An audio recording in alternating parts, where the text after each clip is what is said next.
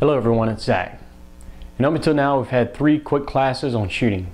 The first was on shooting position, the second was on grip, and the third was on sight alignment, sight picture. Now I want to talk about actually taking the shot. I'm going to break this down into 3 parts.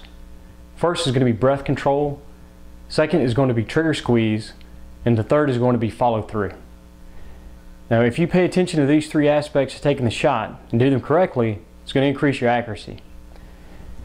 Now, breath control. Whenever you take your shot, you want to take the shot in the natural pause of your breath cycle. Now I'm going to explain the breath cycle to you. It goes like this. You inhale, there's a natural pause. You exhale, another natural pause. You inhale, natural pause. You exhale. Now you want to take your shot between exhaling and inhaling. Now I'm going to over exaggerate this, but I'm going to demonstrate for you. Going to visually and physically inspect the chamber and magazine well. Let the slide go forward. Now we've got our good isosceles shooting position. We've got a good grip and we've got good sight alignment. We're ready to take our shot. We inhale. Exhale. It's a natural pause in our breath cycle. We pause our breath cycle. Take the shot. Continue the breath cycle. And inhale. Okay. Now that was highly over exaggerated. Obviously you're not going to between each shot, but just doing that to demonstrate that you take your shot during the natural pause of your breath cycle. Now as you become a more adept shooter, you're going to be able to pause your breath cycle at any point during the breath cycle and take your shot and then continue your breath cycle. Okay. Now, second thing we want to talk about is trigger squeeze. I'm going to demonstrate real fast. Whenever you prepare to pull the trigger, you're going to place your finger on the trigger where it fits comfortably. You're going to pull the trigger directly to the rear in one smooth continuous motion while isolating your trigger finger. So we're pulling the trigger directly to the rear in one smooth continuous motion until the trigger breaks. As we're pulling the trigger to the rear, we're not increasing the amount of pressure we're putting on the grips with these 3 fingers right here. Okay, that's what I mean by isolating the trigger finger. Now I'm going to show you a couple of mistakes that people make during trigger squeeze, and it gives a lot of people a lot of heartache in shooting. Now I have my dummy gun here because I'm going to point this at the camera. The first mistake people will make is they'll jerk the trigger, and jerking the trigger is whenever the shooter slaps the trigger and doesn't pull it directly to the rear but pulls it more towards the right if he's a right-handed shooter, more towards the left if he's a left-handed shooter. Okay, whenever you jerk that trigger, you slap the trigger, and I'm over exaggerating, but the moment before you fire, it pulls the muzzle off towards your firing side. So you know you're jerking the trigger if you're right-handed. Oh, well, there's a good chance that you're jerking the trigger if you're right-handed and all of your shots are hitting too far right because you're jerking the trigger, moving the muzzle over to the right the moment before you fire each shot. Now if you're left-handed,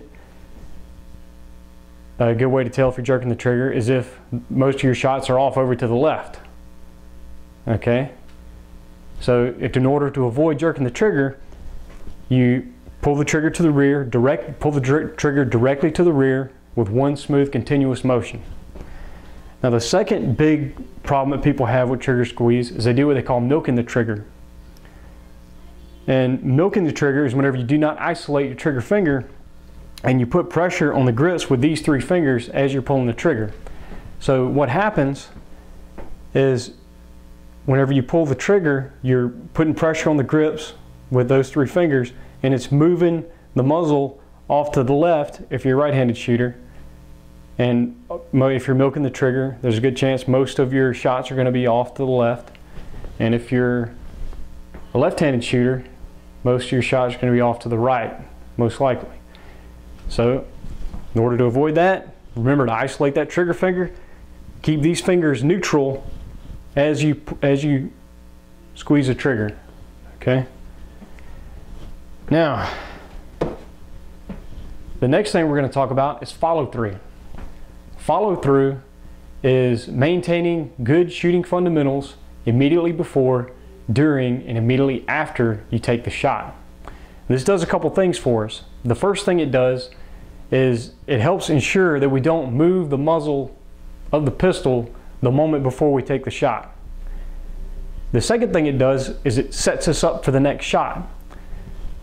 Okay, so if we have good follow through, clear my pistol again, visually and physically inspect chamber and magazine well.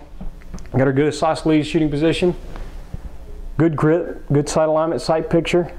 We're obeying our breath control, we're controlling our breathing correctly, and we have a good trigger squeeze. We concentrate on all the fundamentals. Good position, good grip, sight alignment, sight picture, trigger squeeze, and breath control immediately before we take the shot. We concentrate on those fundamentals, we maintain those fundamentals as we take the shot. And then we continue those fundamentals for approximately 1 second after the shot. And you want to maintain pressure, rearward pressure on the trigger for approximately 1 second after you take the shot. That helps ensure that you're maintaining those fundamentals and until after you take the shot, so that you're set up for the next shot. Okay, because if you're already obeying the fundamentals after your first shot, you're ready to take the second shot. Okay, that does it for our quick class on taking the shot. I hope you guys enjoyed it. Come check us out at bftraining.com.